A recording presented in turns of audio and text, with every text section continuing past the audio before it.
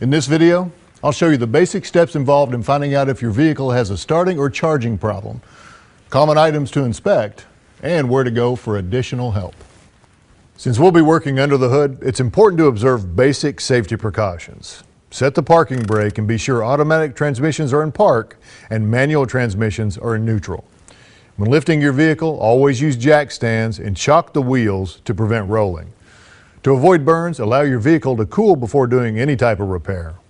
And don't wear loose clothing or jewelry that could get caught in moving parts or might bridge electrical connections. And finally, you should always wear proper eye protection. Before we start checking under the hood, let's take a closer look at some of the common symptoms you might be experiencing. You could be hearing strange noises, like a rumbling sound caused by damaged alternator bearings or squealing from a loose or worn drive belt. Your vehicle's battery could be dead or not holding a charge, which could be the result of a bad alternator. The starter might not be functioning properly. It just makes a clicking noise or it doesn't turn as strong as it should. If there isn't enough charge in the battery, then the starter won't be able to properly crank the engine. Your headlamps and interior lights could appear dim. Sometimes they get brighter when the engine speed increases.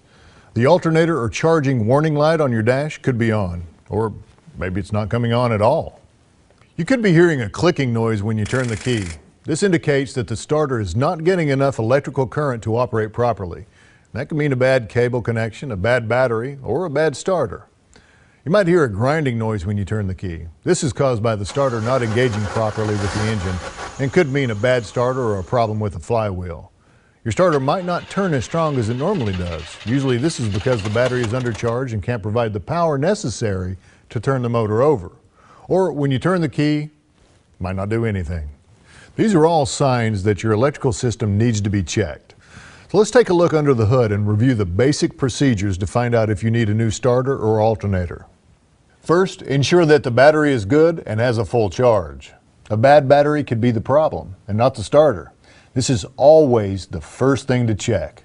If your battery isn't fully charged, put it on a charger or take it to your local AutoZone store for free charging and testing. Next, we need to check the dashboard. You could have a warning light, gauge, or LED readout that might give you a clue to what's going on. If you've got a warning light, it should come on when you turn the key and go off when the car starts. Most vehicles run voltage from the alternator to the battery through that bulb.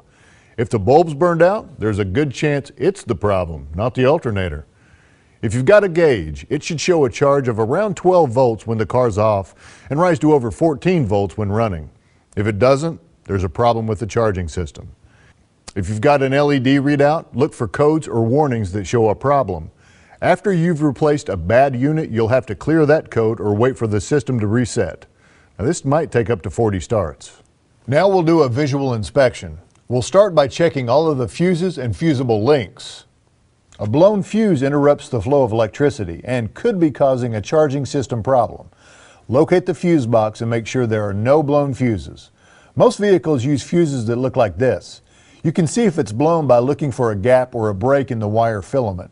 Some vehicles have fuses embedded in wires. These are called fusible links. If you have one of these, you should test it with a voltmeter to make sure it's good. Since resistance could be preventing the regular flow of electricity through your charging system, it's important to check if that could be the problem. Second, check the battery cables. If you see corrosion, then remove the battery cables from the battery, clean them well, and reconnect them.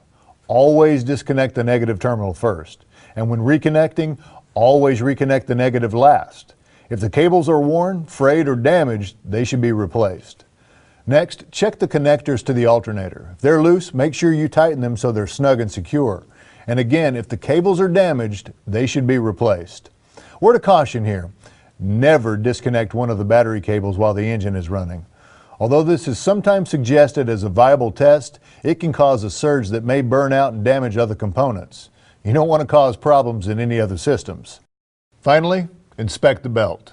The belt is what drives the alternator pulley, and if it's not doing its job, then the belt could be the problem. Look for cracks or glazing on the belt as an indication the belt is failing. Also, check the movement of the belt tensioner for rough spots where it seems to hang or if its spring has no tension. And check the bearing inside for excessive wobble or noise.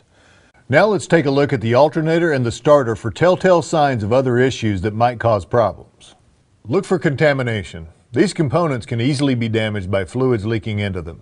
Typically, this is caused by things like coolant leaking from the water pump or from a bad hose, motor oil from a leaking gasket or seal, or power steering fluid from a leaking pump or hose. Now look for burnt areas or signs of overheating. This can be caused by a charging system strained by aftermarket radios, lighting, or other electrical accessories. Or there could be excessive resistance in cables or connection, causing an extra burden on the system.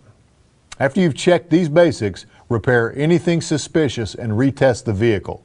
Further investigation may be required and could result in replacing your battery, starter, alternator, or cables to fix the problem.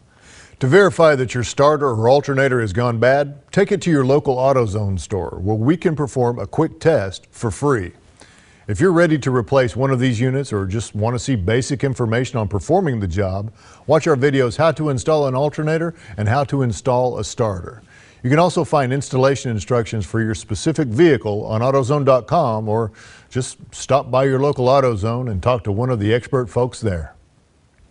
Remember, do it yourself doesn't mean you have to do it alone. Thanks for watching.